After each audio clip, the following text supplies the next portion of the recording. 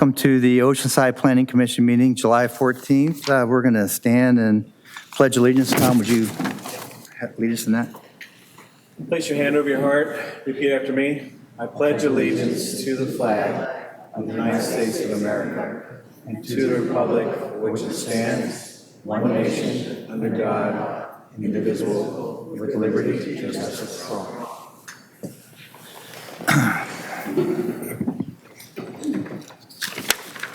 Thank you. Director, would you like to call roll? Yes, I would, Chair Morrissey. Thank you. Commissioner Rosales? Present.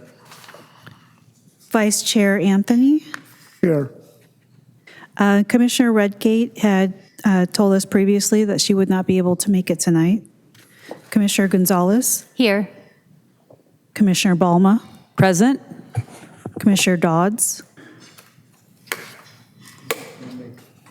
Absent.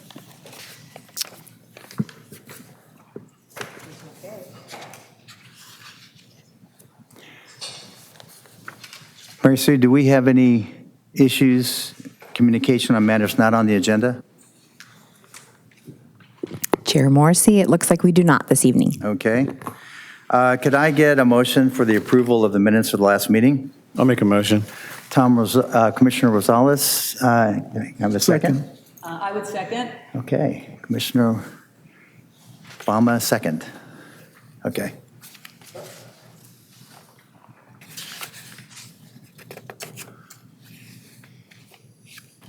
Commissioner Balma, can you vote, please?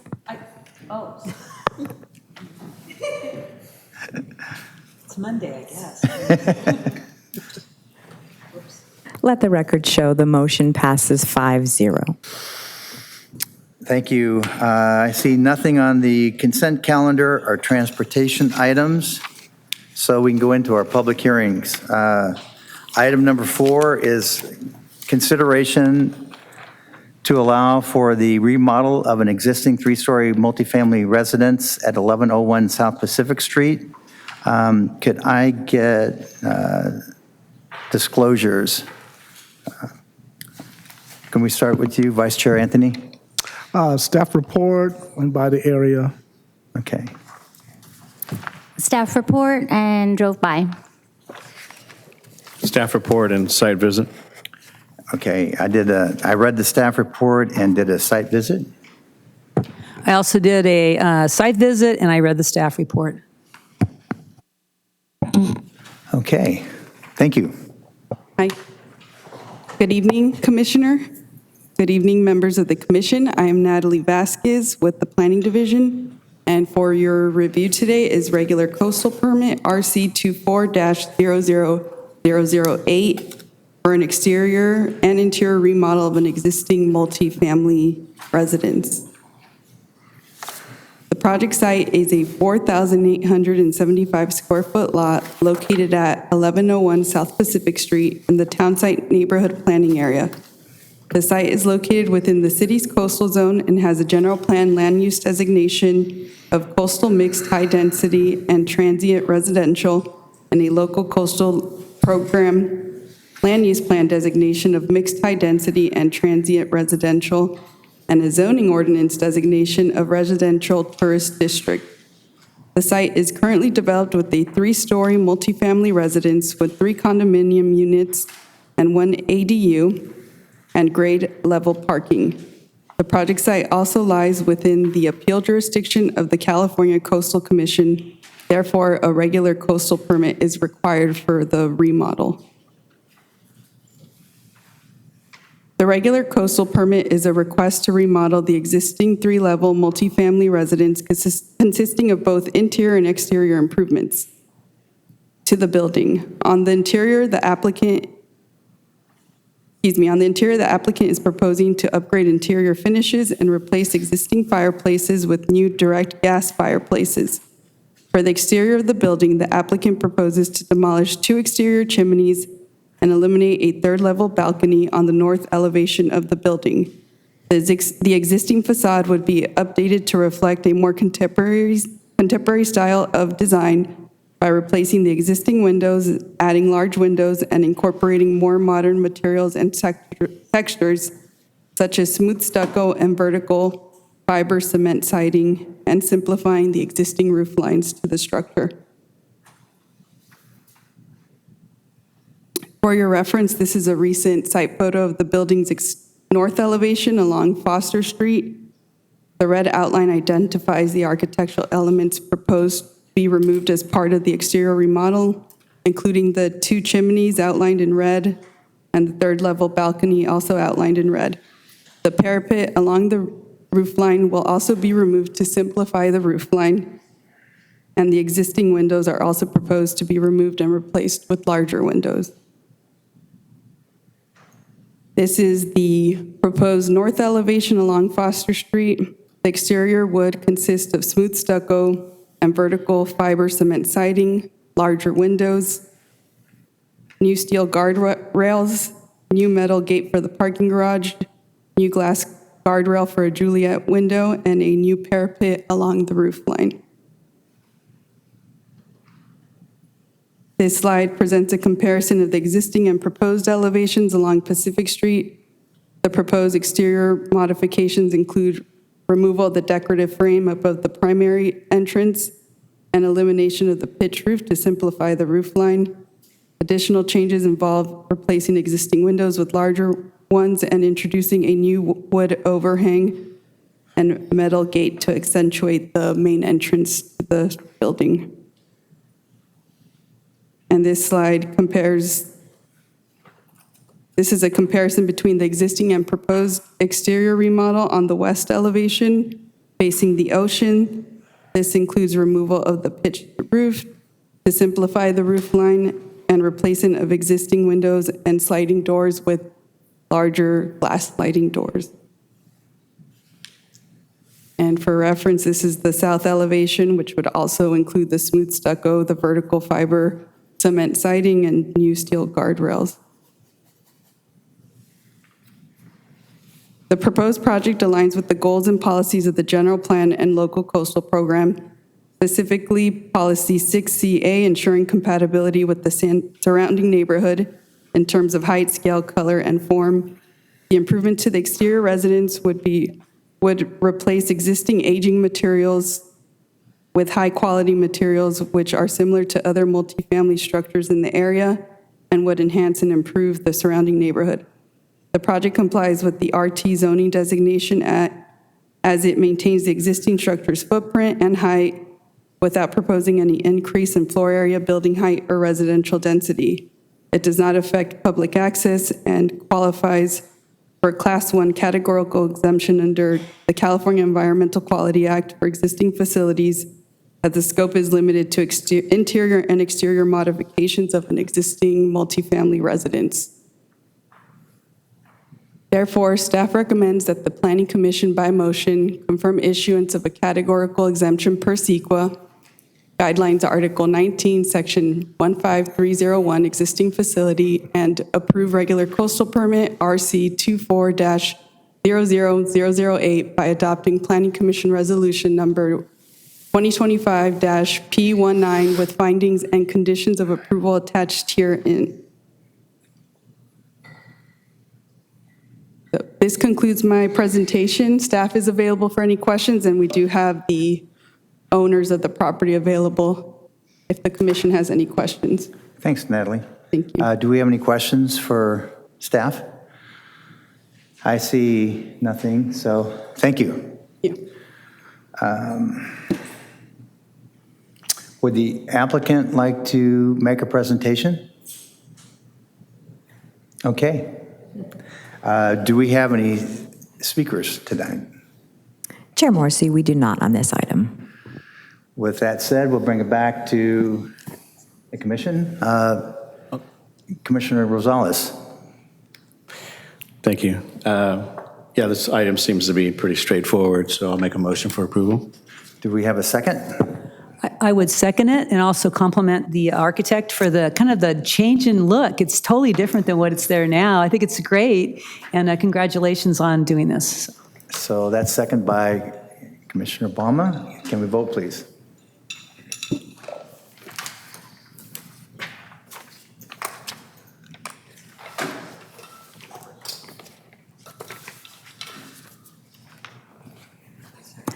Let the record show that the motion passes 5-0.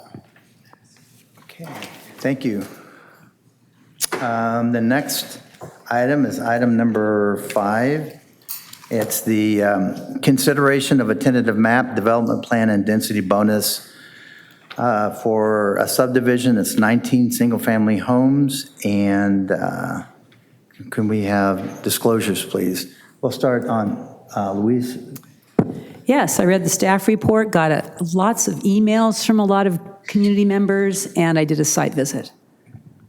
So I also read the report and visited the site and read the emails that we received today. Commissioner Rosales. Staff report, lots of emails, and familiar with the site, but I drove by again anyway to get re-familiar with it. Staff report, lots of emails and letters, also a site visit and neighborhood visit. Staff report, emails and letters, of course, and also familiar with the area. I did not do a drive-by. Thank you. Thanks, Dean. Good evening, Chair, Commissioners. Dane Thompson with the Planning Division presenting the Grace Street Development Project. The project site is 1.68 gross acres of the First Baptist Church site located on Grace Street and Maxon Street in the Loma Alta community. That portion of the site is currently vacant. It has previously been used as a ball field past.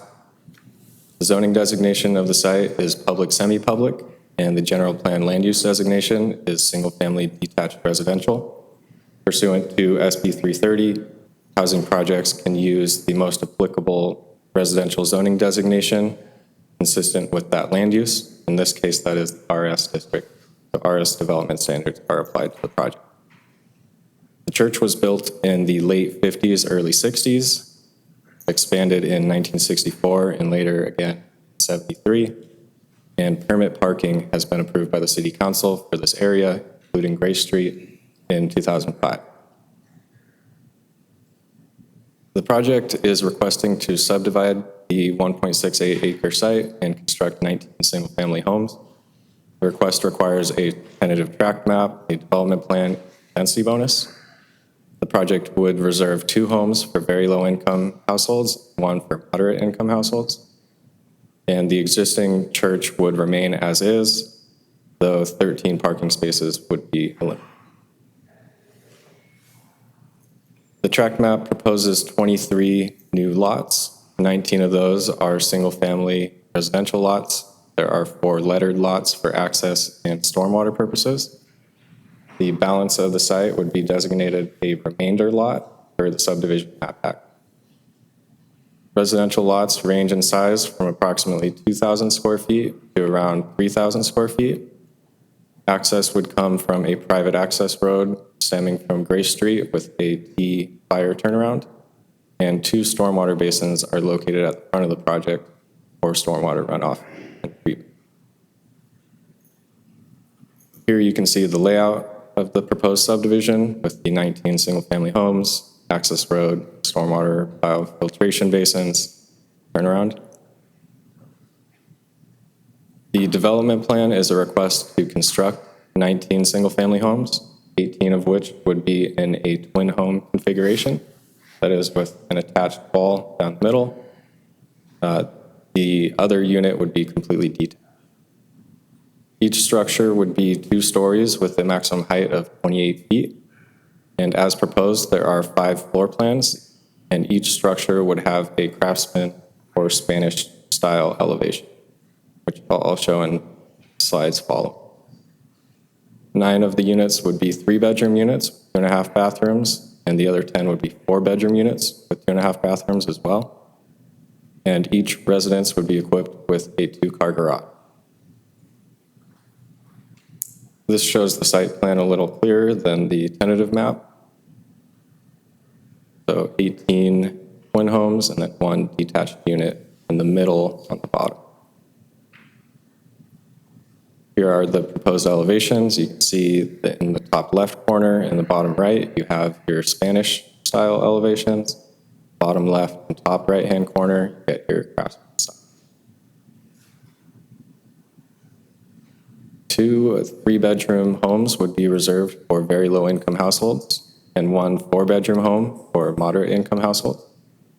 In doing this, they are taking advantage of the stacked density bonus program, which would grant them 9 additional units for the project. I have that calculation on the slide. The applicant is requesting 1 concession to alleviate the project frontage improvements. In this case, that is curb, gutter, sidewalk replacement and possible street repaving requirements. And they're requesting waivers for lot size, lot width, setbacks, lot coverage, residential unit type, front yard landscaping, maximum height of fences and walls, and plantable retaining requirements. Here's that calculation of how they ended up with 19 units. Base density allows 10 units under density bonus law. By reserving 2 units for very low income households, they get a 50% bonus, 5 units. Once you max out the 50% bonus, you can start your stacked density bonus. So by reserving 1 unit for moderate income households, that stacked bonus gives them an additional 32%, which rounds up to 4 units. Total, that gets them 19 units or an effectual 11-ish gross units per acre. Project is consistent with the general plan and its multiple policies regarding affordable and affordable housing. And density bonus law considers projects consistent with the land use plan regardless of increased density. Project is compliant with the zoning ordinance and complies with RS development standards, or otherwise they have requested waivers of those standards that are not being. The project also complies with the subdivision ordinance and its standards for subdivisions, as well as the subdivision map act. The project is also eligible for a Class 32 infill development exemption for the CEQA guidelines. The applicant held a meeting upon request of the community on February 8th, and they followed that up with their official outreach meeting for city policy in mid-March. About 30 people attended that meeting. The community also had a follow-up meeting with Deputy Mayor Eric Joyce, I believe in April.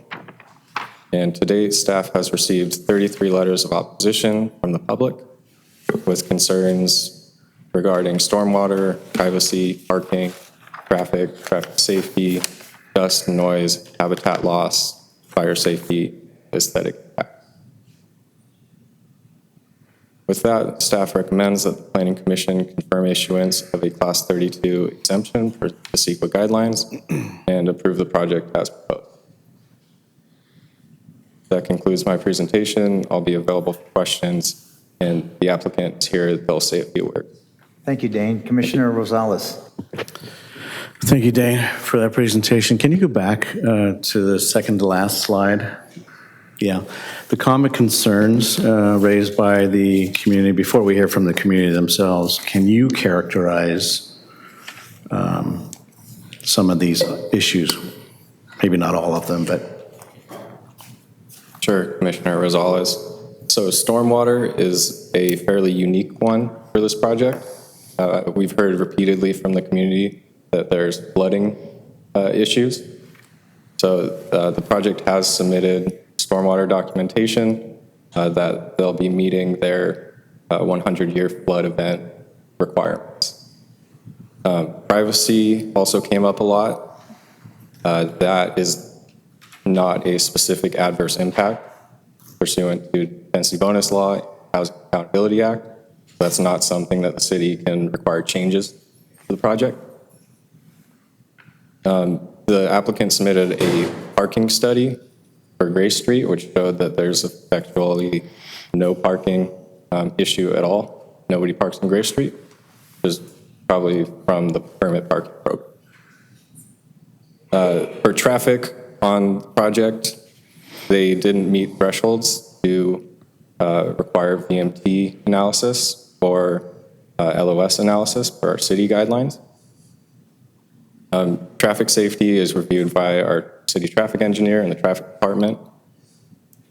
dust is a. And I'll stop you there. The rest of those are fine. I was more curious about those first few. Thank you.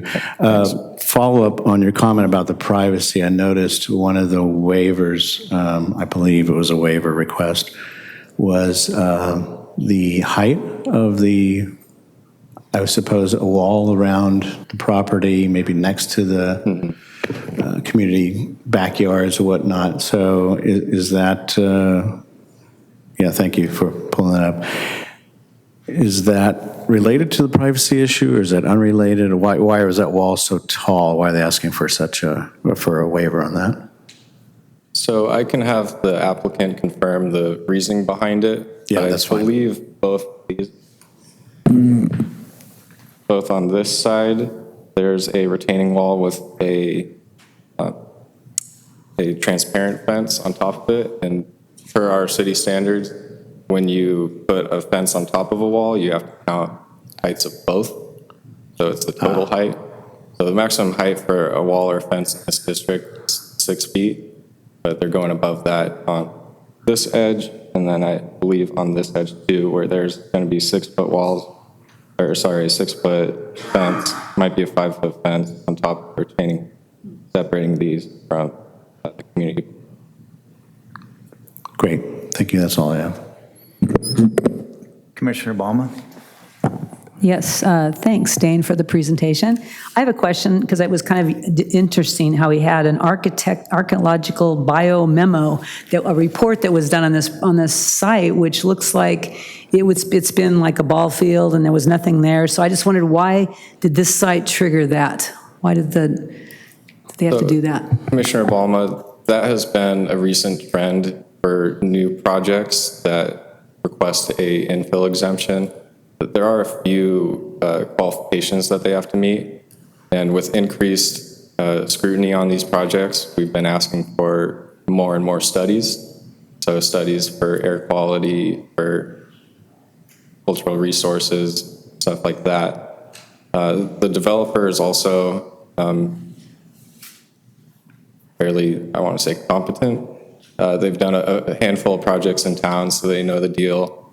They were, I believe, more safe than sorry on this project and did more than the bare minimum. Okay, thank you. Thank you. I see no other questions for staff, so thank you, Dane. Would the applicant like to make a presentation?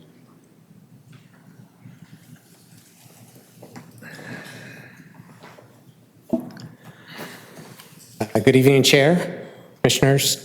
Sean Santa Cruz, Hallmark Communities, local San Diego builder since 1984. Been building in Oceanside since the 90s. I can address those comments, but I figure if I just go through the presentation first and then can stop and address those. Just want to take a second, thank Dane Thompson and the rest of the staff for their work over the last 8 months to get us to where we are tonight on the project. And I just basically wanted to go over some aspects of the project, just clarify a couple of things that resulted from the neighborhood meeting that was further investigated, and could probably address a lot of the issues that were explained or detailed in the letters that you guys received from the community. Excuse me. Regarding the density, so Hallmark entitled and constructed the Dixie Village project, which is about 600 feet to the west of the project site on Dixie Street. We built that between 2013 and 2015. The Dixie Village project consisted of 35 single-family homes at a density of 9.63 dwelling units per acre. As Dane mentioned, the Gray Street project consists of 19 single-family homes at a density of 11.34 dwelling units per acre. As a result, Hallmark believes that the density proposed for the project is consistent with recent single-family development and intensity in the neighborhood. This portion of the Loma Alta neighborhood, as I'm sure you guys have driven through, is a mix of single-family homes, multifamily apartments, churches, and other uses along the adjacent roadways. As such, there is a mix of various housing types and densities in the surrounding area, and the proposed project is consistent with the neighborhood as it proposes single-family homes with private rear yards and 2 stories in height. Regarding the grading, retaining wall, erosion control, and the gopher issue on the site, the project will be over-excavating and recompacting the site up to 6 feet in depth based on the geotechnical engineer's recommendations and existing soil conditions. The project will have an approved erosion control plan in place prior to the start of grading that will address dust and sediment control during grading operations for the project. We are aware of the gopher situation on site, and we will be retaining a gopher removal company prior to the start of grading. We will also work with the neighbors directly adjacent to the project site if any gophers migrate onto their property as a result of the grading operations. The project is proposing perimeter retaining walls in order to create the pads and the rear yards of the homes, along with the 2 proposed stormwater basins along the Gray Street frontage. In regards to your question on the retaining wall on the north side of the project for lots 1 through 10, the reason why the wall is so high is, as I'm sure you've seen out there, is that the project site slopes down at that location. And so in order to create the pads at the specified height and the rear yards in the back, we had to erect the 4-foot to about 6.68 feet retaining wall, and then we're proposing an additional 6-foot vinyl fence on top of that location. That is also consistent on the east side, as Dane had mentioned as well, where we tried to cut down the site on the back end as well in order to basically lower the pad as much as possible. And I'll get into that reason why the pad is at that height as well. But that is essentially why the site needs the retaining walls. Additionally, in the front of the project, in order to meet the stormwater requirements and the basin section details for treatment, storage, and discharge into the street, those are required to have retaining walls as well, which I'll discuss in the next section with drainage. So regarding the drainage, the project site cannot be lowered any more than it is now currently due to the stormwater detention and treatment requirements imposed by the city and the State Water Resource Control Board. The project is required to hold, treat, and then release all stormwater from the project site into the existing gutter on Gray Street. Since there is no storm drain in Gray Street, the project was required to set the grades on the project site based on the flow line elevation at the gutter, where the stormwater is proposed is to be discharged via 2 new curb outlets from the proposed basins. No stormwater infiltration is proposed on the project site or within the stormwater basins, which will have an impermeable liner installed on the sides and the bottom of the basins. Water that had previously drained to the north of the project site and into the rear yards of the 6 homes directly below the site along Foster Street will now be contained within the project site and picked up via area drains, storm drains, and will also surface flow along the private street into the proposed curb inlets and then into the 2 stormwater basins and out to Gray Street. A new brow ditch and inlet is also proposed along the eastern boundary of the site in order to pick up the off-site water from the 2 eastern adjacent properties that currently discharge water onto the project site. The water will flow into the inlet at the end of the brow ditch and will then be piped out to Gray Street by a new storm drain pipe along the rear yards of lots 1 through 10. The proposed project is not changing the quantity or direction of stormwater leaving the site. The post-project peak stormwater flows are equal to or less than the existing peak flows and shall maintain historical drainage patterns as shown in the approved hydrology drainage report for the project. The off-site water collected in the brow ditch from the 2 eastern properties shall also discharge via a new sidewalk under drains and shall flow to the north along Gray Street. As I mentioned, the 2 proposed stormwater basins shall discharge into the existing gutter on Gray Street through the curb outlets.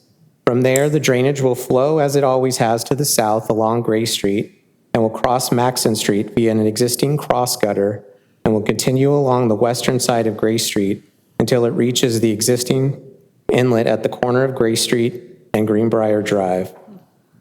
A concern regarding drainage was raised at the neighborhood meeting as it related to the street improvement work performed by the city a while back along the streets surrounding the project site.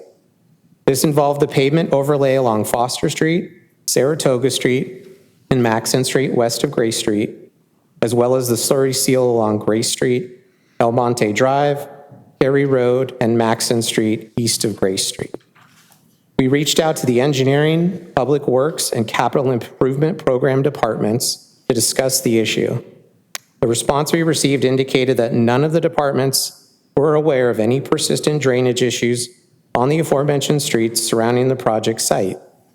No requests were received by the Public Works Department regarding those streets, and they were not aware of any flooding issues.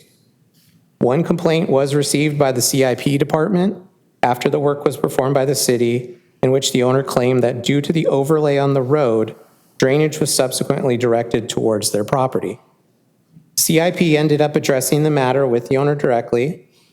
Other than that, CIP is not aware of any other issues related to drainage from the street work performed by the city. Regarding the parking, the project is providing 2-car garages for all homes along with 3 guest parking spaces on site. No parking is permitted along the internal private street.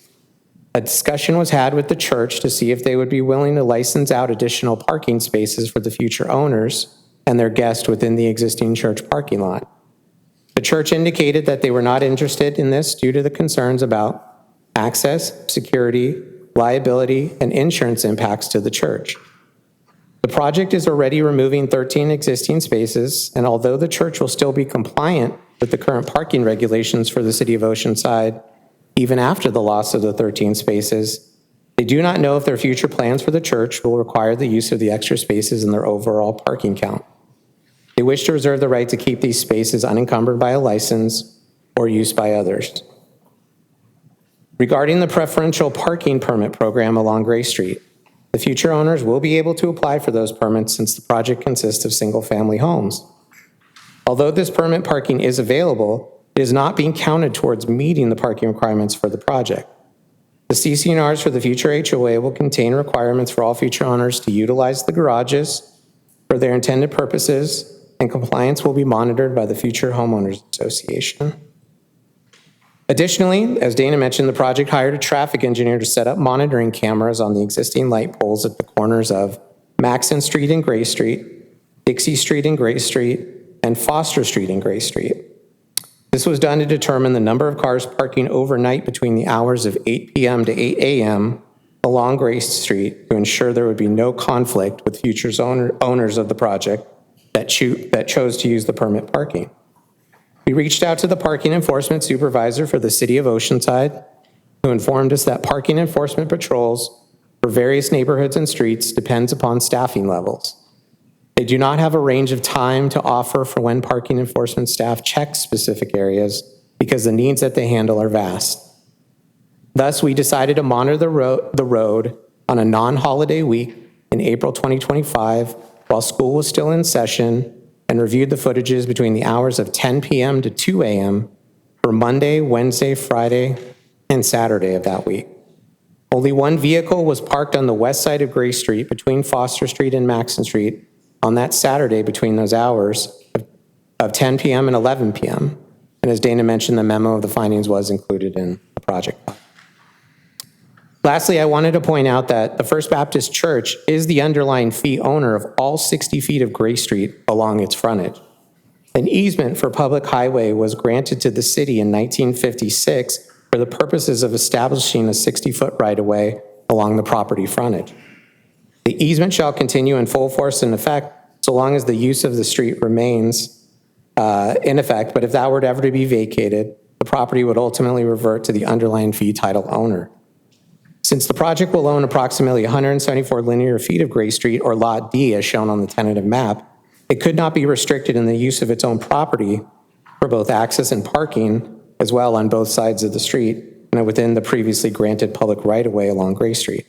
However, the future owners will still be required to adhere to the preferred preferential parking permit rules established by the City of Oceanside. Regarding traffic calming measures, at the request of the neighborhood, we reached out to the city traffic engineer to discuss concerns regarding safety and traffic calming measures on the surrounding streets. Regarding the intersection of Canyon Drive and Cary Road, the City of Oceanside has approved CIP project 23-00024, and plans have been drawn up for the construction of a new signalized intersection that includes the installation of new traffic signal poles, conduit, and ADA ramps at this intersection. This CIP project would improve upon the Oceanside Safe Routes to School plan for this intersection. However, the required funding to allow construction to proceed has not been authorized by the City Council. A meeting was held to discuss the matter with Deputy Mayor Joyce to see if this could be included in the 25-26 budget that was just recently approved. He informed us at that time that it would not be included in the year's budget, but that we should continue to reach out and push for funding in the next fiscal year budget, which will be needed in order to allow the construction to proceed. Regarding the possibility of constructing traffic calming measures on the surrounding streets, which includes Foster Street, Gray Street, Dixie Street, Maxon Street, Saratoga Street, El Monte Drive, Perry Road, and Greenbrier Road, the city traffic engineer informed us that the city has established 3 criteria that are required to be met to evaluate street segments to determine if traffic calming measures like speed humps are warranted. First, there needs to be a 1/4 mile segment of road, approximately 1,320 feet, that is uninterrupted, meaning no stops, intersections, or signals. Second, the volume of traffic needs to be 1,000 vehicles in a 24-hour period or higher. Third, the critical speed needs to be 32 miles per hour or above. According to the city traffic engineer, a study was initiated around 2 years ago, which looked at Dixie Street and Greenbrier Road for potential traffic calming measures. For Dixie Street, the results showed a volume of 480 vehicles with a critical speed of 28 miles per hour. For Greenbrier Road, the results showed a volume of 2,125 vehicles with a critical speed of 33 miles per hour.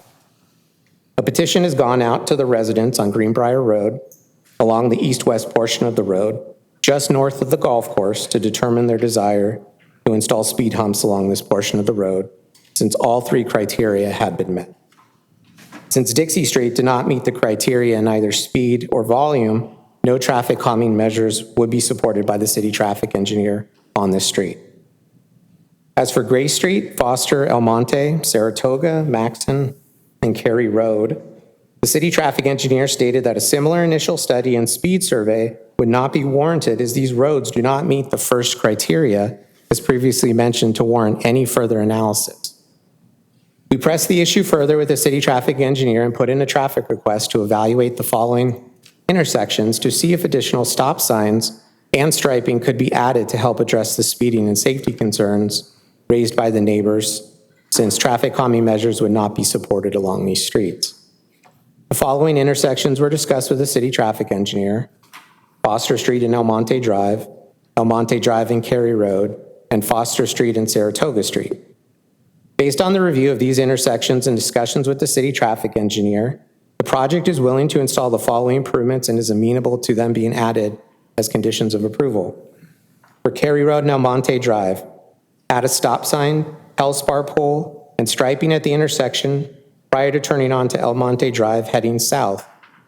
For Foster Street and Saratoga Street, add a stop sign, Telspar pole, and striping at the intersection prior to turning on to Saratoga Street heading south-southeast. And for Foster Street and El Monte Road, the city traffic engineer has not determined if this should be a 2-way or a 3-way stop intersection. She has requested that the city perform traffic counts once school is back in session after mid-August, and at that time, she will determine if 1 or 2 stop signs, Telspar poles, and stripings are to be added to that intersection. Here's an aerial. I don't know if it's zoomed in.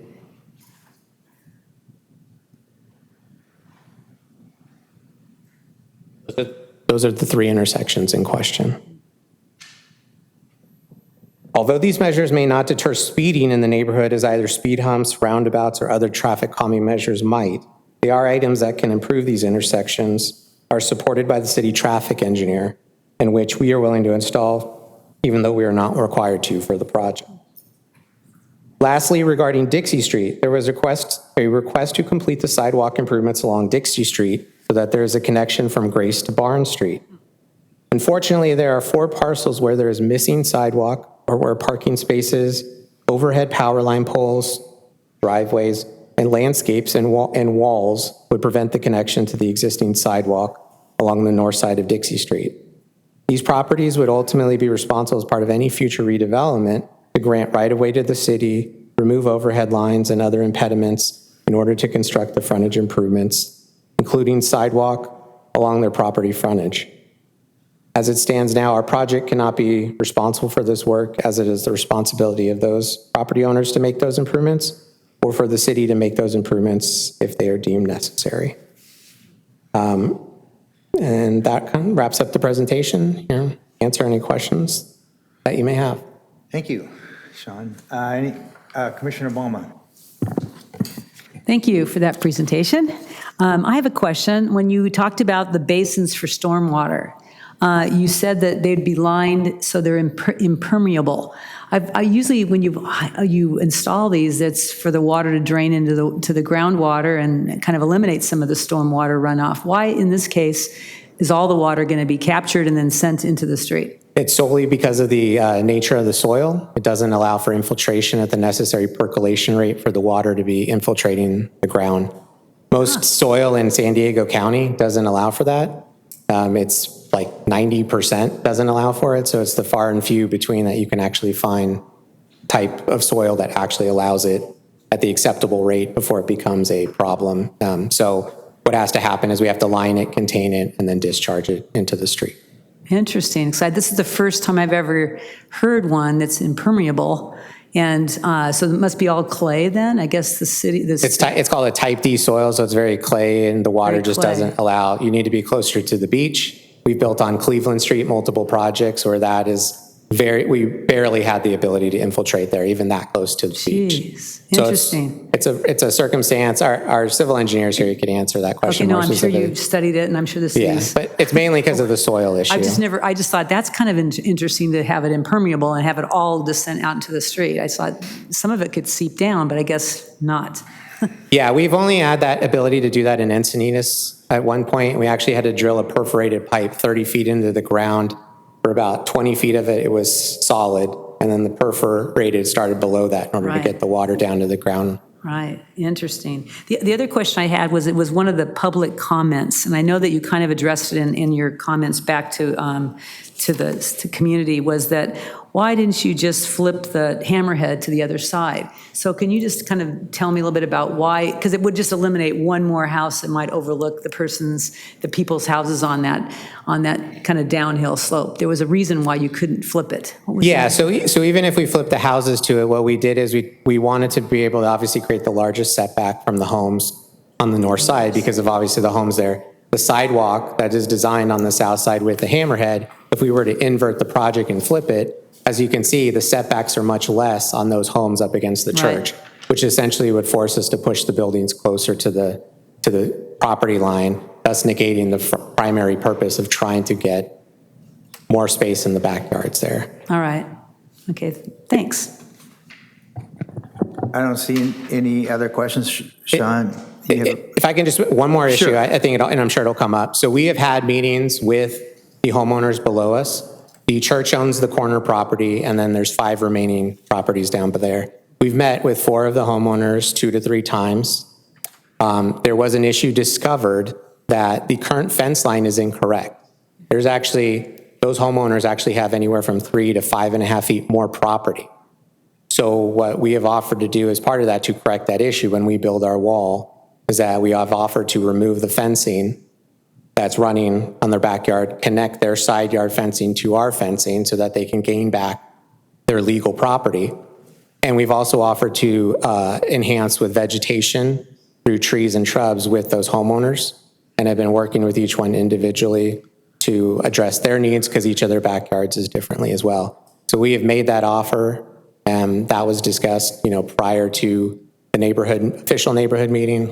It was something that came up at the February meeting. And just to let you know, that February meeting, we were contacted by neighbors to have that meeting. So I'd come out on a Saturday. It was not us initiating a meeting excluding the neighborhood. They had requested my presence at a meeting that they had organized. So just wanted to make sure that was clear. Sure. Commissioner, Vice Chair Anthony. Thank you for your presentation. I would just like to know the driver behind not having single-story homes. Are varying amounts. You have all, double-story homes or 2-story homes versus having some single-story homes. Yeah, so the primary reason why we don't have single stories is that Building single-story homes would not allow us to achieve the bedroom count or the square footage of the homes. Obviously, in order to fit the 19 houses in there, the homes are, much smaller. They're not typical wide as single-family homes need to be. In most instances these days, if you look around town with single-family homes, which are far and few between being built anymore, the majority of them are not single-story. They're all two-story because of the issues with land constraints, physical restrictions to try to fit those in there. But essentially, in order for us to hit our target square footage, our target bedroom count, that's the reason why we had the the two-story homes. We also tried to limit the number of windows on the back as much as possible, as much as we could, obviously knowing that bedrooms have to have minimum required egress windows. They have to fit in with the elevations. So the plan one has the one bedroom on the back with a bathroom configuration, smaller windows, and then the other plan has two bedrooms on the back. We were asked at the time, could you move the bedrooms to the front? Unfortunately, there already are bedrooms on the front. So it's not that we could take the homes and move them to the bedrooms to the other. Yeah, I guess old guys like me decide to go upstairs. We would love to build single-family homes all day. Unfortunately, with the land constraints we have, it doesn't fit. I see no other questions. Sean, you've got about 3 minutes left if you want to come back. Do we have any speakers tonight? Yes, Chair Morrissey, we do have 6 individuals and 1 group. Would you like me to proceed with Yes, 3 thank minutes you. each? Okay. All right. Please come forward in the order your name appears on the screen. State your name clearly for the chamber recording as well as the gallery. You will have 3 minutes to speak. We do have 2 lecterns, so feel free to pre-stage at the second lectern. And just a quick reminder we do have 1 group speaker. You will be heard after the individual speakers, and all 4 members need to be present, and 1 speaker will speak for 10 minutes, okay? All right. Clifford, please proceed. Good evening, I'm Clifford Chanko. I live on Dixie Street. Been there since '84. I've seen a lot of developments come by. I was even involved in the Hallmark development on Dixie Street.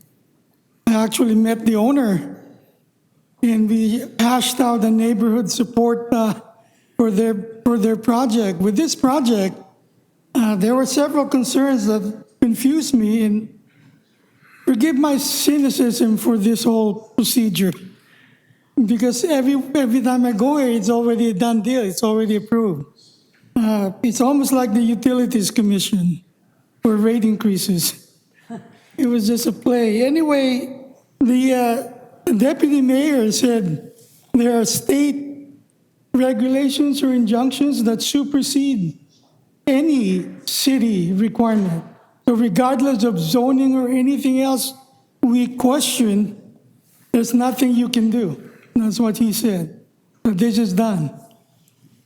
The other issue is the traffic studies. Based on my limited experience with meetings, are always either favorable or wavered. I've never seen a traffic study that said, no, it won't work. For any project. The same with density studies. I would even say that the zoning laws, as just a suggestion, it can always be waived. And the attitude, some people in my neighborhood think it's us versus the government. And I'm saying, no, it's us. The planning commission is us. So all of us versus the government, because no one speaks for the neighborhood. And in this project, the thing about the drainage was speaking for my neighbors, when the water goes over the curb into their yard, it might not be as dire as Texas, but it is still a flood. And now it's going to be more. And we're going to study it and see what we can do. It's basically the bottom line. And Dixie Street has parking problems. All the Canyon Street apartments, now they have apartments on Crouch, right by the Sprinter, whatever they're constructing, they're huge. They use Grace, Canyon, and Dixie as shortcuts. from Oceanside Boulevard to Mission, from Oceanside Boulevard to I-5. So everyone uses that as shortcuts. Sir, your time is up. Okay, thank you very much. Thank you. Thank you. Thank you. My name is Tricia Rubano. I live on Saratoga, right bordering this project. It's ironic, there are a lot of facilities that I would be in support of, and Lord knows we need affordable housing in San Diego. I'd like my grandchildren to live here. The impact of 3 units in 19 is not going to be any kind of an impact compared to the impact that 19 units will have on the neighborhood. I'm disappointed. If this were half the units were affordable housing, I could find it in myself, and I appreciate your question. If it was 10 units being built, I would not love the construction on the other side of our chain link fence, but I could live with it. I could deal with it. What this should be zoned for is 10 single-family units, to give this exemption because of 3 units those 3 units may be affordable. What's the rest of it going to be? That's what disappoints me. It's the density and the impact that that's going to have. So yeah, sure, things are being built differently now. I mean, there are other things. There are owls that are in our yard. There is wildlife that is going to be displaced. That doesn't seem to be talked about. The setback, nobody talked to us, and we will be one of the most impacted people. The setback, as you see in that plan, they've talked about the houses on the street over there. Well, we're in the cul-de-sac. And I don't know exactly what the setback is, but they're going to be looking down into our backyard for sure, with not much more than the distance they wanted with COVID restrictions. So, yeah, I think that's mostly what I have to say. I would be very happy if these exemptions would not be given and that we would have 10 units. Thank you very much. Thank you.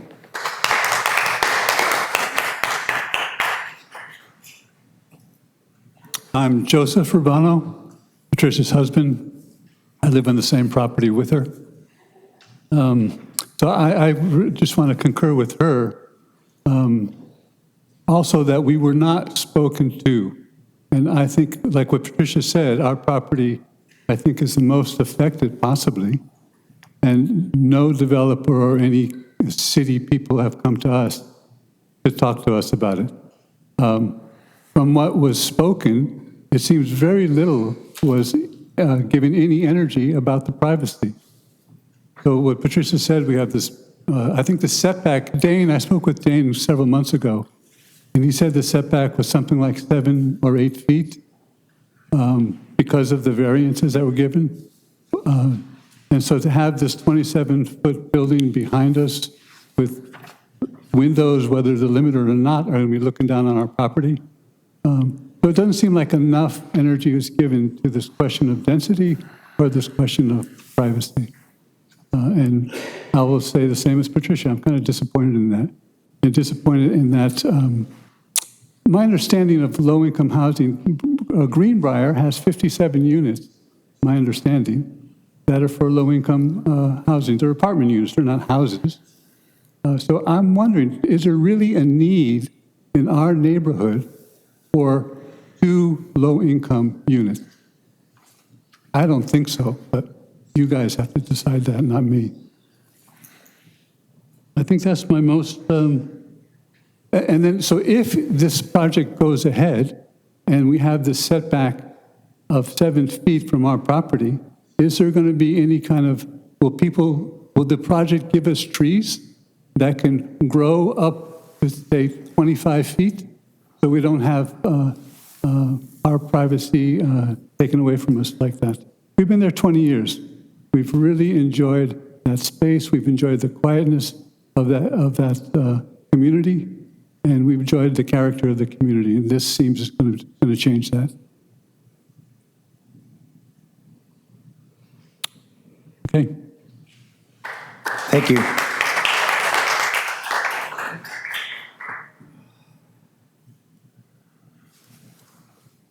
Good evening. My name is Dave Lindsay. I live on Foster Street. I'm actually living in the house I grew up in back in 1959. I played in that field of the Baptist Church. I played baseball, rode our mini bikes and everything. We don't want the Baptist Church to go away, but I think there may be some other ways to give them the money they need, but that I don't have time to go into it. Real quickly, I actually did some research on the California density bonus law, and I think it's very filled with good intentions. And all my life I've been told that good intentions were used to pave roads to certain places, but that, in this case, I'll say that it's very pro-developer for a reason.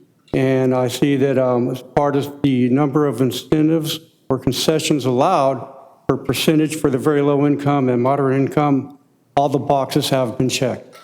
So the question now is, real quickly, from what I read, do you even have the right to stop this project because he's checked, as a developer has checked all the projects? Do you have the ability to stop it, change it at this point? So that's my main question. The other one is, low and very low income housing, these units are for sale, not for rent. I'd like to know what type of low or even moderate income person can qualify for a loan to buy those 3 units. What do they do with them if they don't get sold? I'm curious, I didn't see that anywhere. But the other thing is traffic safety, and I did send a letter, I hope some of you read it. After retiring from the Navy, I started my career as a safety health professional. It included certification as a safe driving instructor for over 12 years in my last company. I bring this up because traffic impact reports and traffic is like some things you don't consider. I train people to beware of pedestrians walking, riding bicycles. I don't think those are included. And we're talking about up to possibly 40 more vehicles in that area. Big concern for me as a safety professional. Also, fire safety. Any reasonable person can look at that map and say, okay, fire engine's not going to be able to go into that one-way in, one-way out road, turn around if it has to, or at the same time having some of the residents try to get out of there really quickly during a Santa Ana firestorm. Yeah, I know the plan calls for concrete tile roofing, but as a primary construction material is wood. And we've seen recently fires up north can spread quickly through neighborhoods regardless of roofing material. And with the 2-story, you've actually doubled the amount of combustibles per square foot and could lead in a long time to contain the fire, giving it access to my homes and the others. Thank you. Thank you.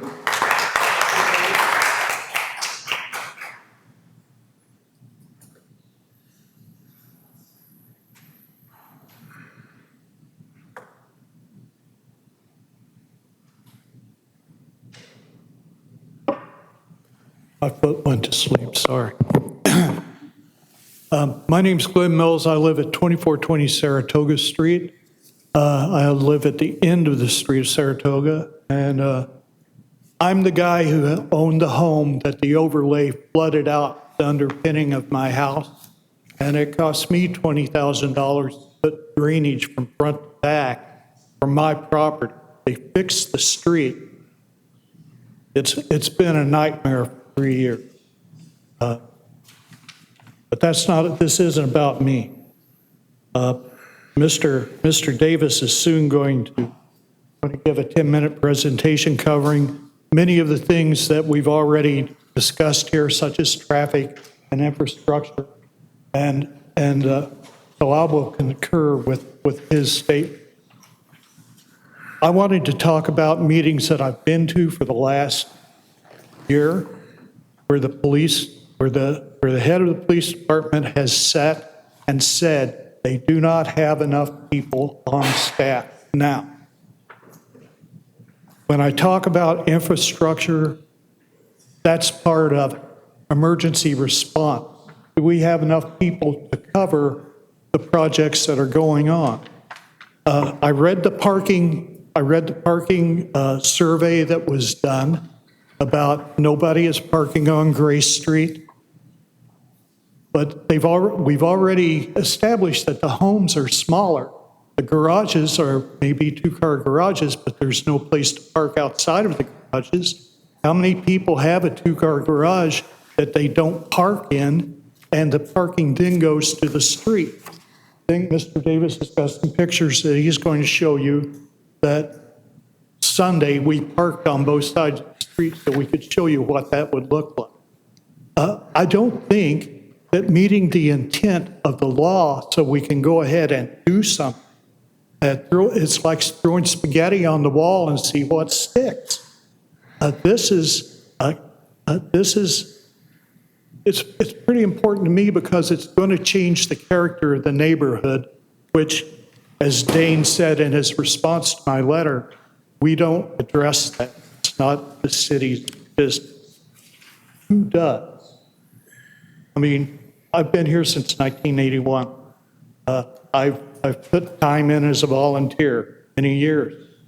We have young people now who are moving into the area with their families, and the increased traffic, child traffic, going both to the high school and to the elementary schools, to say it's not it's up to the homeowners association after we sell it to you, that just doesn't make sense. Thank you for your time. Thank you. Mary Sue, thank you.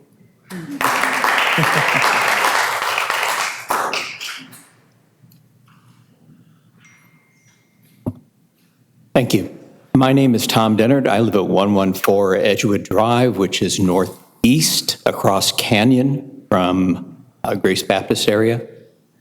My concerns, first two really aren't my concerns. It would be for the people that are adjacent to the project, is that ball field is elevated, and definitely the windows and the back looking down on the lower area is a concern. I would be if the people that live there, that's up to them. If they don't care somebody looking in their backyard, okay.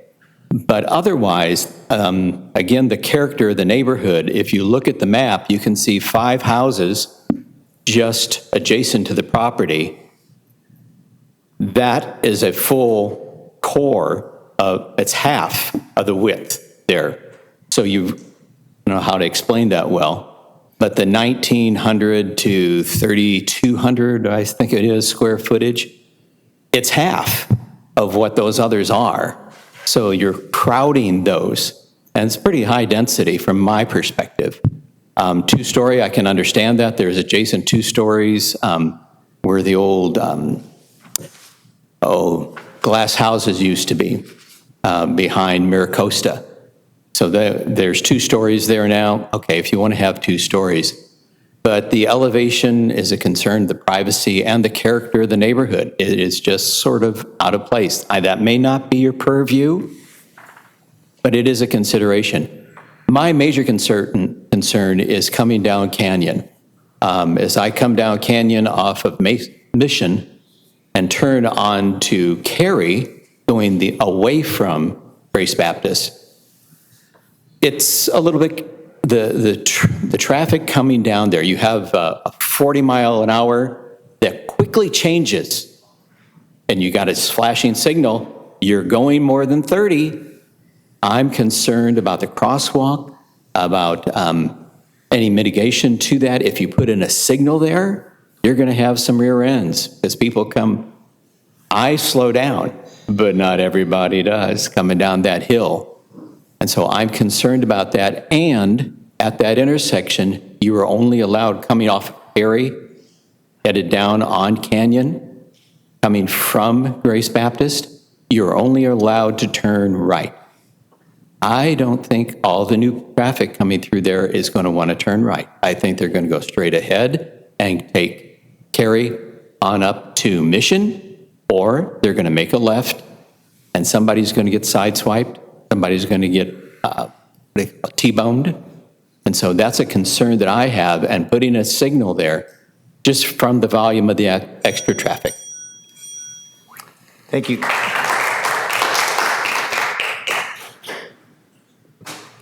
Chair Morrissey, that concludes our signed up electronic speakers, but if there's any other individuals that want to speak before we go into the group speaker, does anybody else want to come forward and get your 3 minutes?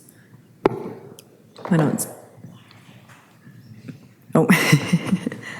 All right, think come we have on a down. taker. Thank you. Good evening, Council. I'm Brian Cannon. I live on Gray Street, and I've been living in that home for 2 years, born and raised in Oceanside. Bought in a nice little neighborhood, single-story homes, people cleaning them up.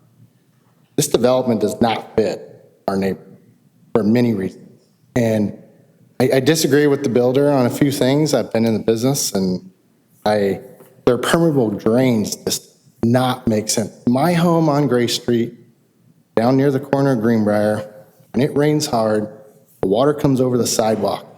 Between the grass, the curb, and the sidewalk, I have water flow going down my side, and I'm lucky my house is a little bit high. So that's an issue. I don't think their permeable drains is not going to pull the water down. It's going to push it onto the Gray Street, and it's going to flow down just like he mentioned. So that's one.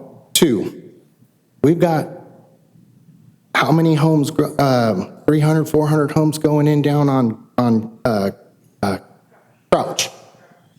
And that traffic flow, let alone the traffic coming off of Mission, cutting down through our neighborhood, we already have enough, and I am fed up with the speed going down. Greenbrier, Grace, Maxon, all this is a cut through. Okay, we already have a speed issue. The city doesn't want to address it with speed bumps because fire trucks and policemen need to haul butt down our road to get to Apple Street. Okay, we need help with the safety of our neighborhood. I'm scared to death to let my children, let alone my neighbors' children, let alone our community children walk and play on those sidewalks because of cars turning the corner from Greenbrier to Grace, going up over the curbs constantly. It's a speed raceway through there. If any one of you lived on my street, guarantee this problem would be resolved. It's not acceptable. Okay? Two, I really don't agree with the amount of homes they're trying to squeeze into a neighborhood. It's just changing the way things look. And the parking is going to be a mess no matter what you guys say. Nobody's going to park in those garages. They're going to park on that street or in front of someone else's house down the road because there's not enough parking enforcement out there. So that's all I have to say. I just hope you guys would consider this project. We're reasonable. We can't stop it. But where can we come to a compromise? Thank you.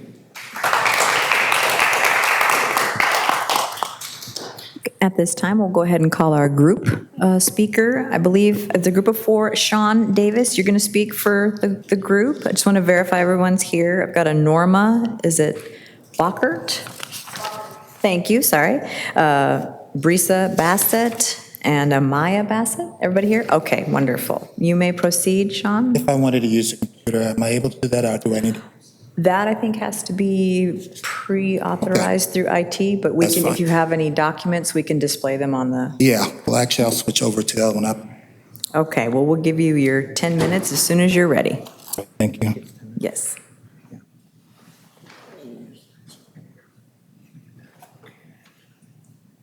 He gets 10 minutes no matter how he uses it, right? He gets 10 minutes. Yeah. So I thank you for the opportunity. I'm speaking on behalf of a few people here in representation. I'm a resident of Greenbrier Drive, but a number of our residents are in opposition of this proposed development, largely for the reasons of safety, parking and traffic, and the speeding issue. I was hoping to go first so that my neighbors could have an opportunity to speak their piece based on what I say. So I'm going to wing it here a little bit, and I hope that you can follow along. My role primarily in the community has been as a neighborhood watch captain. And so I live off of Greenbrier Drive, and I've stayed pretty active since 2020, primarily because the number of issues that we've had that have come up in that community. I like to say that we're a unique community, but every community is unique, I think. And understanding the dynamics that exist in the community should help for planning. And I think that that's one of the reasons personally that I have an issue with this development, because I don't think there's been a lot of thought and understanding what's going on in the community, accurately plan for the community's needs or the needs of the community in whole. Societal needs are are being outweighed in the community, the needs for this particular community in this situation. And I just don't think that's necessarily right. But some of the issues that we face, being that we are in the unique location that we are based in, because I live off of Greenbrier, I see a lot of the speeding that was alluded to early. It mentioned, I think there was a report that said it was 2,000 cars going there. That's double the amount of cars that travel through that corridor in comparison to a lot of other streets. But that's the point that's not being acknowledged. If there's 2,000 cars coming in on that road, where are they going?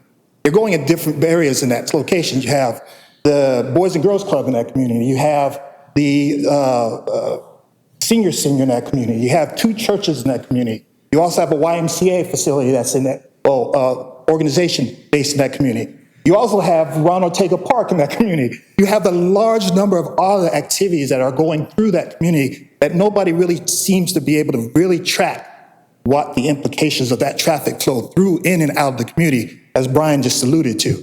They're speeding, they're coming in high density, and now you're adding in a high density, additional high density unit or complex or development in this community. In addition, what's not actually being conveyed are these empty spaces. So the church has decided to sell off a portion of its lot, and excuse me if I spacing here correct. So we're not certain what the church's decisions are going to be in the future. So they're selling off one portion of the lot right now. They're trying to cram in as many pieces of that lot right now.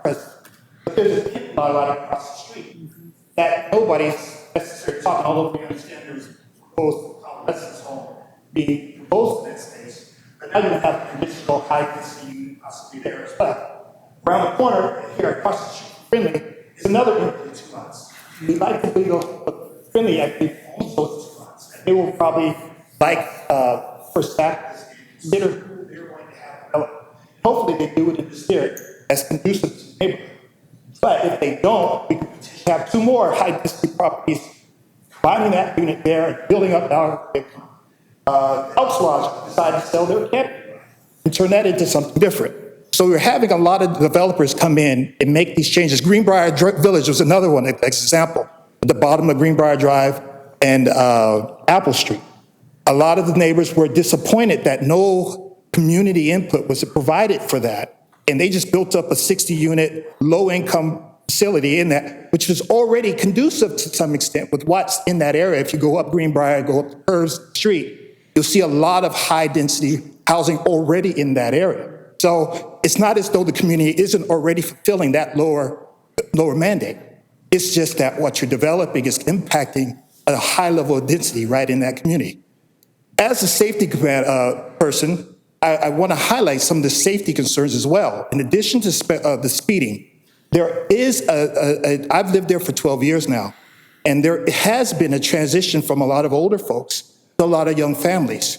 I see more kids, even in the last 2-3 years, coming up the street, growing through Greenbrier Drive because they're coming from Lincoln Junior High, or I know Classic Academy around the corner started, so we're seeing a lot of kids on electric bikes riding through there. There's a lot of new traffic going through that community, and it's conducive, or in the same time, with a lot of people speeding through that community as well. I do have a picture. I didn't bring the picture actually, but if you look down Greenbrier on either way, it's a long strip. It's like a good quarter mile, and we get people racing each other down the street. We people barreling down 50, 60 plus miles an hour down that corridor, and then they have to slow down around the corner before they hit Grace Street and Brian and Christine's house, and they're making a hard hairpin turn around that corner, and then they're following it down Grace right towards this development. Now, you would think, okay, well, they're going to get stopped at the stop sign, and then they're going to slow down. Who slows down after they're rushing through that area? They're going to rush through that area, and they're going to speed down the corridor and around the corner. That's kind of part of the nature of that community, because it is that thoroughfare between Canyon, between Mission, between Oceanside Boulevard, and even to some extent from downtown to the back area through Ronald Ortega Park along Division, going over the 5. There's a lot of traffic that just isn't being captured through this community. And it's a problem with when you're talking about this, adding more people into this neighborhood, when you're talking about traffic and parking issues, and I'll get to parking in a second. But safety overall is the biggest concern that I've been seeing, not just from a lot of the things that actually exist in the area, but we have the homeless issue. There's a methadone center right at the base of Apple that historically was supported by, I want to say Fresh Bread, it's not Fresh Bread, it's Bread of Life Ministries before they moved out. And the neighborhood there has gotten better, but they've had to implement, the city has to implement parking to restrict the number of people that park there overnight to try to minimize the homeless issue that exists there. But the homeless there are the unique type that are drug dependent. And they filter their way up into the streets, into our neighborhoods.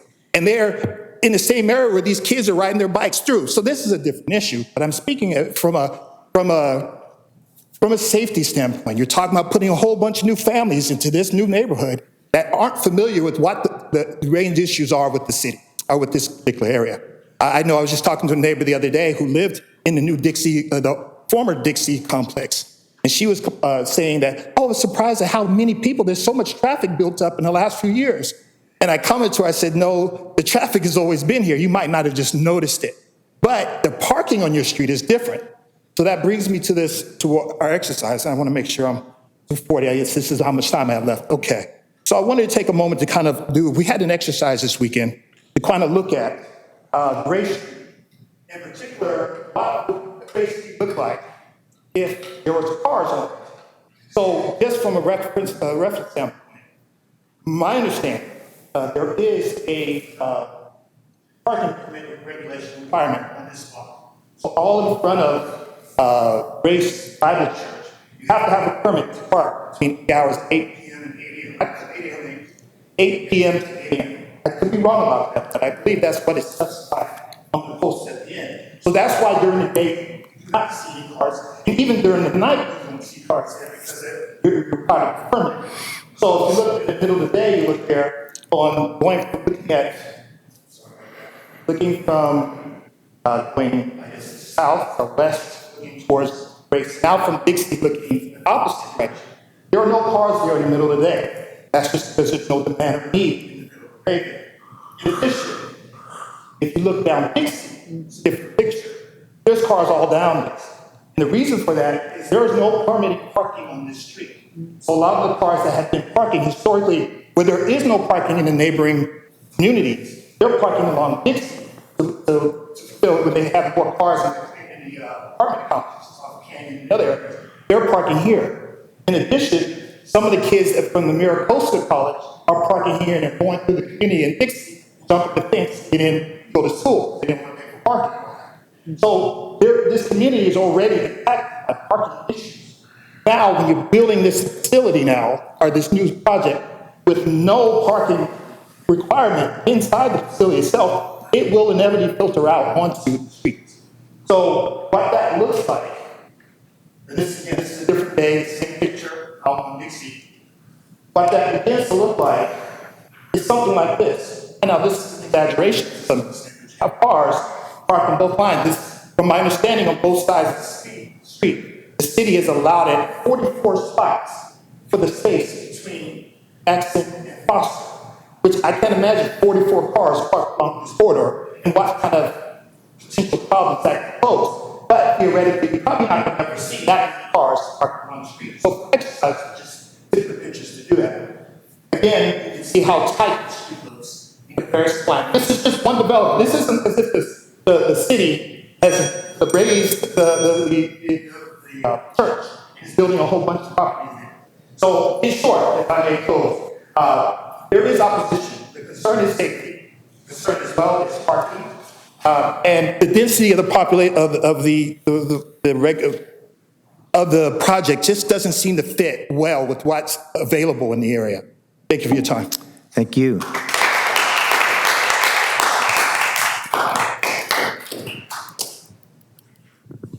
So the applicant's got 3 minutes? 2 minutes, 51 seconds. 2 minutes and 51 seconds. If you'd like, Sean, you're good. Okay, let's take it to discussion then.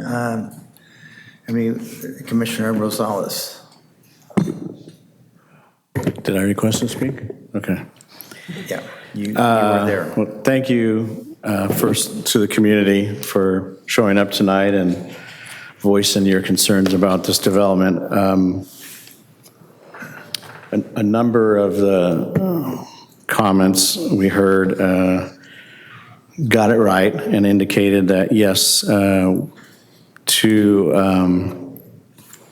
a large degree, state laws preempt our ability to curtail this sort of development. We've seen, the commissioners here, a number of projects throughout the city where high-density projects have come into neighborhoods, Fire Mountain, another part of Loma Alta, Henny Hills, where they're unique neighborhoods or communities, and despite that, a developer comes in and constructs a high-density development that doesn't fit the character, presents all sorts of issues of traffic and safety and so forth.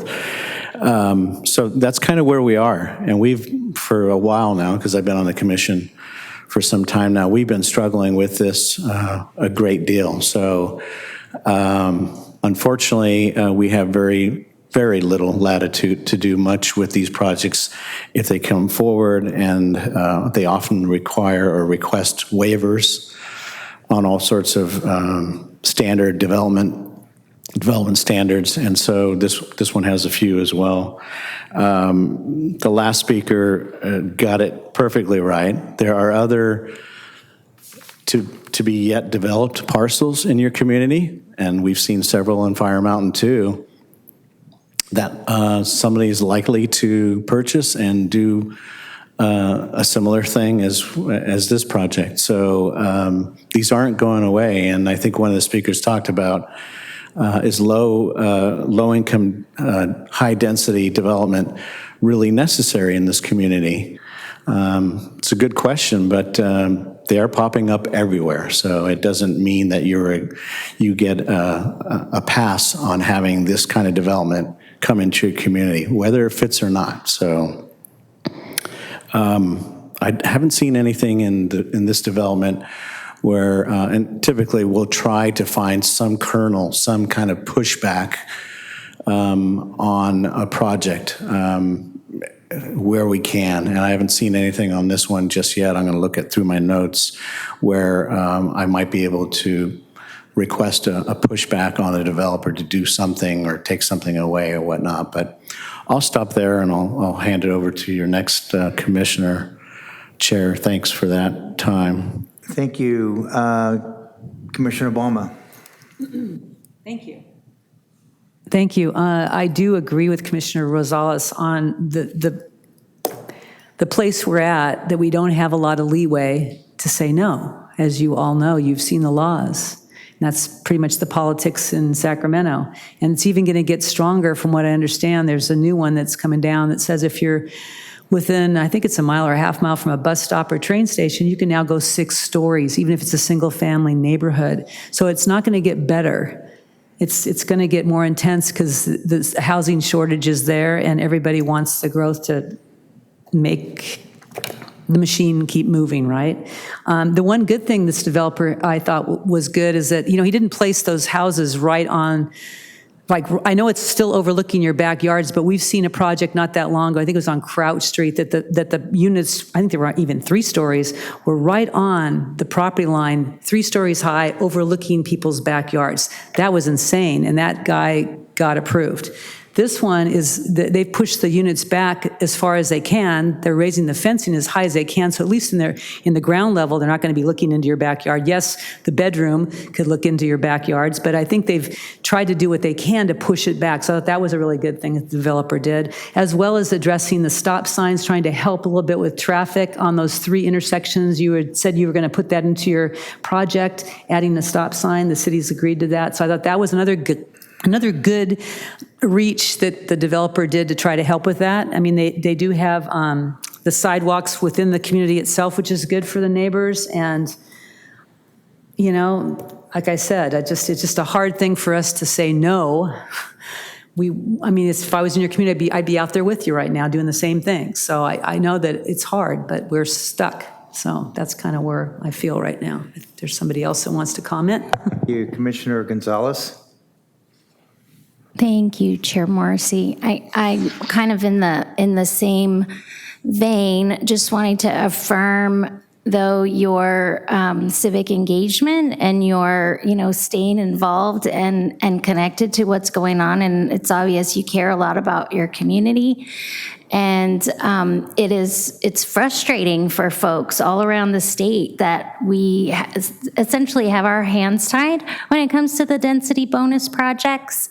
And because that's the case, what I'd love to encourage is that you remain in dialogue and communication with the developer as the project goes forward, and invite the developer to continue to hear your concerns around the privacy and the landscaping. Maybe something can be done about that. Also, as it pertains to safety and stormwater runoff and those kinds of things, those are citywide concerns, right? And we can all be involved and participatory in making sure that the city's responsive to our concerns around those issues. I just want to thank you all, though, for coming out and sharing your feedback and concerns, and echo what my peers here up on the dais have said as it comes to a density bonus project. It feels, like our hands are tied, but again, just encourage you to stay in dialogue as the project moves forward. All right, thanks. Vice Chair Anthony. Yes, thank you. Thank you. Also wanted to concur with my colleagues as far as the process that we have to go through as far as making decisions here. One of the things that did come up in the comments was trees for privacy. The developer, if they would ask the developer to plant trees that would grow up to like 25 feet or something like that, that would give them some privacy from those back houses. So can we have them, can we address that? We can ask the applicant if they have an appetite for that, surely. I would like to ask them that. Vice Chair Anthony, so we have spoken to the 6 homeowners, or 4 of the 6 directly behind us. I believe the neighbor that mentioned it is directly east. East?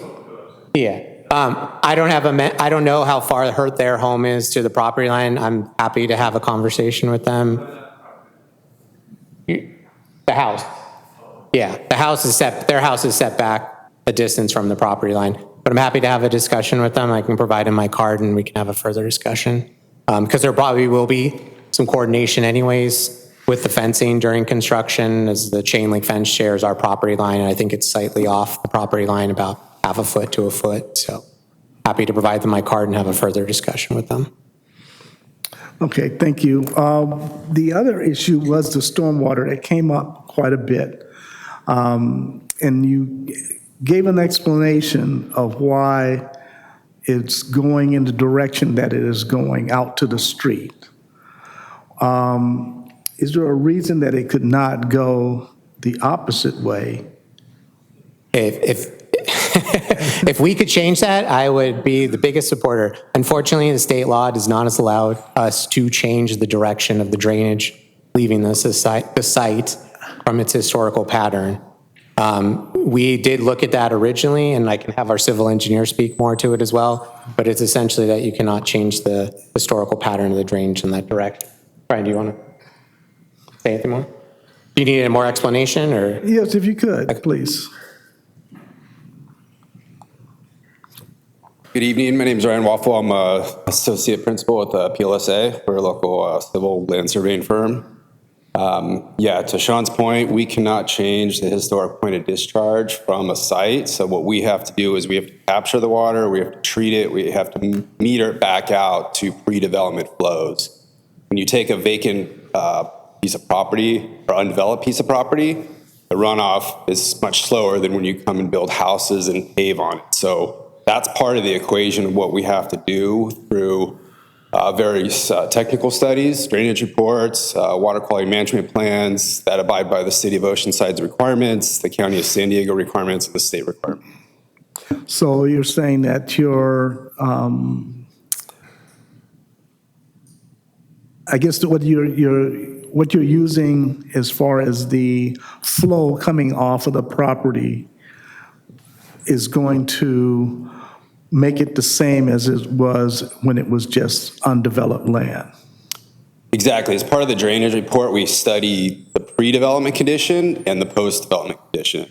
We cannot increase the runoff from pre to post. Okay. And so part of doing that is implementing these biofiltration basins where you capture the runoff, it's treated through engineered media, and then it's metered out at different storm event rates back to match the historic point of discharge. Okay. All right. Thank you. Sure. Yes. Commissioner Rosales. Thank you. One final comment, and I'm going to sort of piggyback on Commissioner Gonzalez's comments. First of all, yeah, I agree. Community, stay engaged with the developer. That's a reminder that we typically give to each development that looks like this that comes to the commission. I'm going to go a little bit further, though, because again, we've been faced with these types of developments in neighborhoods that they don't want them. High density doesn't fit and so forth. So I happened to run into Councilmember Figueroa, and I see Councilmember Joyce is here this evening. The comment I made to Councilmember Figueroa was, hey, look, our hands are tied. It's extremely frustrating. The city's not going to pursue a pushback on state law on its own. Every meeting that we have that has a project like this, we get a letter, a nasty letter from the Housing Defense Fund that reminds us that, hey, you're going to have to approve this. You have no wiggle room. So it's annoying to get those letters, but we get them. So the comment I made to Councilmember Figueroa was, look, you really need to find, so Oceanside's not going to say no to a project like this on their own. They're not going to get sued by the city. Fine. So my suggestion to Councilmember Figueroa, and I'll make the same to Councilmember Joyce, who's present, is find some partners in the area, in the region, other cities who are facing the same frustration, and find a friendly legislator up in Sacramento and find some little kernel, some little pushback legislation. Doesn't have to be big. Something that we can call a little win, if you will, that pushes back a bit on this state law because our hands are so tied right now. And if there was some new legislation that came forward that pushed back a little bit, I don't know what that would be. Preserve some community character or whatever it might be.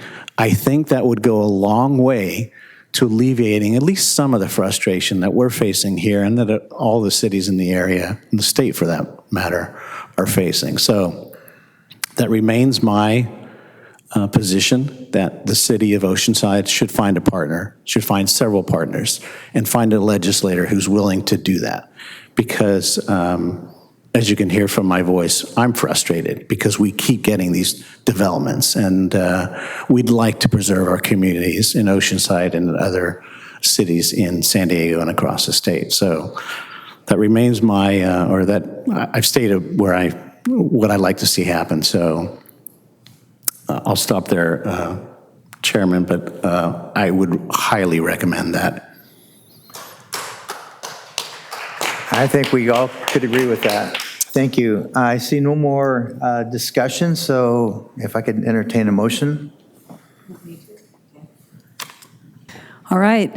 Well, you've heard our frustrations, you've heard our reasons, and so with some regret, I would like to confirm issuance of a category exemption per CEQA, the guidelines, and approve the tentative map, development plan, and density bonus by adopting the Planning Commission Resolution 2025 P16 with the findings and conditions herein. I'll second. And Vice Chair Anthony seconded that motion. Can you please vote?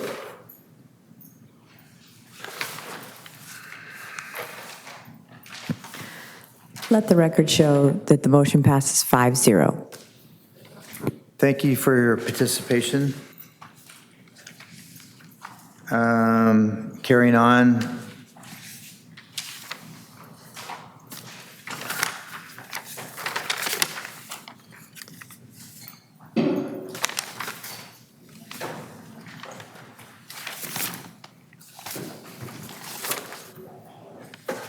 I see no appeal on city planner's determination. Sir, the public, the public discussion's over, so It's we're not going on to the discussion. next meeting, or the next I just wanna item make- on the moment. If you'd like to grab one of us after the meeting, we can see you in the lobby. That'd be, All right. thanks. Thank you.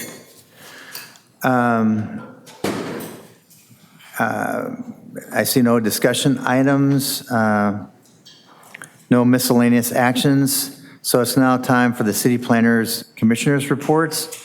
I'll go first. I have no report. Commissioner Gonzalez. No report. Commissioner Rosales. No report. Commissioner Bama. No report? Commissioner Dodds is not here. Vice Chair Anthony. No report. And Director, your turn. Thank you. Nothing new to report since the last commission meeting. Okay. Our next meeting is set for Monday, July 28th, and this meeting is adjourned. Recording stopped.